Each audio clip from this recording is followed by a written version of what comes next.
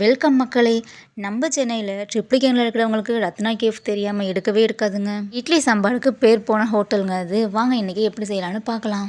ஒரு குக்கர் எடுத்து வச்சுக்கோங்க. 1/4 கப்பு பாசிப்பருப்பு, 1/4 கப்பு துவரம்பருப்புங்க நல்லா வாஷ் பண்ணி வச்சுக்கோங்க. 1 கப்பு ஃபுல்லாக பரங்கிக்காய், மஞ்சள் பூசணி சொல்லுவோம்ல, அதை ஆட் பண்ணிக்கோங்க. கொஞ்சமாக மஞ்சள் தூள், தேவையான அளவு சால்ட்டுங்க, 2 ஸ்பூன் நல்லெண்ணெய் ஆட் பண்ணிக்கோங்க. இப்போ நம்ம வாட்டர் ஆட் பண்ணிக்கலாம். ஒரு 3 கப்பு வாட்டர் போட்டுக்கோங்க. போட்டு வெயிட் போட்டு வச்சுருங்க.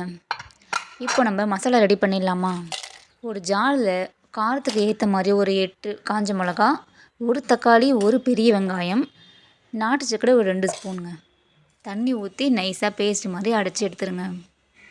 அவ்வளோதாங்க. இப்போ ஒரு பேனில் 2 ஸ்பூன் நெய் ஆட் பண்ணிக்கோங்க.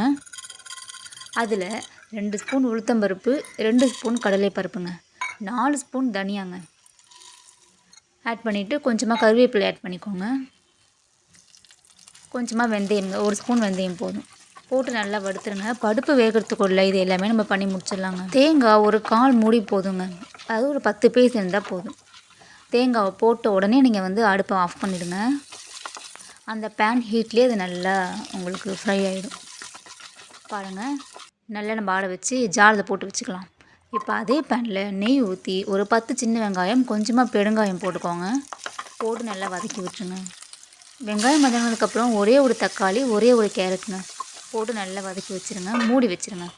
பாருங்கள், இப்போ அதுக்குள்ளே ஜாரில் போட்டு ஆடிடுச்சா? இது நம்ம நைஸாக அடித்து எடுத்துடலாம். தண்ணி ஊற்றி நைஸாக அடித்து எடுத்துருங்க. பாருங்கள், நம்மளுக்கு பருப்பு அதுக்குள்ளே விசில் நல்லா வந்துருச்சு. இதை நம்ம நல்லா மேஷ் பண்ணி வச்சுக்கலாங்க. பாருங்கள், நல்லா வெந்து போயிருக்கு பாருங்கள். நல்லா மேஷ் பண்ணி வச்சுக்கோங்க. அது உருவமே தெரியாத அளவுக்கு மேஷ் பண்ணிக்கோங்க.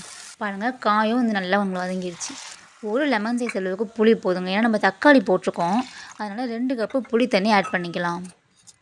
இதுக்கு தேவையான உப்பு, மஞ்சள் தூளுங்க ஒரு அரை ஸ்பூன் போட்டால் போதும். இப்போ நம்ம ஃபஸ்ட்டு அடித்தோம்ல தக்காளி பேஸ்ட்டு, அதுவும் செகண்ட் அடித்த மசாலாவும் நம்ம ஆட் பண்ணிக்கலாம். கடைசியாக நம்ம பருப்பு ஆட் பண்ணிக்கலாங்க. இது ஒரு 10 நிமிஷம் கொதிக்கட்டும். 10 நிமிஷத்துக்கு அப்புறம் நம்ம வச்ச பருப்பு ஆட் பண்ணிக்கலாம். பாருங்கள், மேஷ் பண்ணி வச்சுருக்கோம்னா நல்லா தண்ணிலாம் ஊற்றி ஃபுல்லாக நம்ம போட்டுடலாங்க. இதில் பரங்கிக்காய் தண்ணி நிறையா வாங்குங்க, அதனால் நீங்கள் தண்ணி நிறையா ஊற்றலாம்.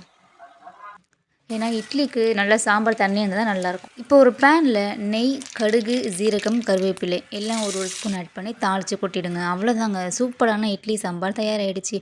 நாங்கள் சாப்பிட்டோம், அப்படியே ரத்னா கேஃபில் சாப்பிட்ற மாதிரியே இருந்ததுங்க. கண்டிப்பாக நீங்களும் ட்ரை பண்ணிட்டு கமெண்ட் பண்ணுங்கள். 2 இட்லி போட்டுட்டு அது மேலே நெய் ஆட் பண்ணிக்கோங்க. நெய் ஆட் பண்ணிவிட்டு அதுக்கப்புறமா சாம்பார் ஊற்றுங்க. உங்களுக்கு நெய் பிடிக்கலனா நல்லெண்ணெய் இருக்குல்ல, அது கூட நீங்கள் ஊற்றி சாப்பிட்லாங்க. அவ்வளோ டேஸ்ட்டாக இருக்கும். சாம்பார் அங்கே ஒரு வாளியில் வச்சு ஊற்றுவாங்கங்க. பார்க்குறதுக்கே ரொம்ப சூப்பராக இருக்கும். கண்டிப்பாக ட்ரை பண்ணிவிடுங்க. கடைசியாக வாசனைக்கு கொஞ்சமாக கொத்தமல்லி போட்டுருங்க. அவ்வளோதாங்க. ட்ரிப்ளிகேன் ரத்னா கேஃப்க்கு போயிருந்தீங்கன்னா நீங்கள் கமெண்ட் பண்ணுங்கள். வீட்லேயும் செய்து பாருங்கள். ட்ரை பண்ணிவிட்டு லைக் பண்ணுங்கள், ஷேர் பண்ணுங்கள், கமெண்ட் பண்ணுங்கள். நம்ம சேனல் பிடிச்சா சப்ஸ்கிரைப் பண்ணிவிடுங்க. ஈவினிங் சூப்பரான ஒரு வீடியோவில் பார்க்கலாம். Tata bye by.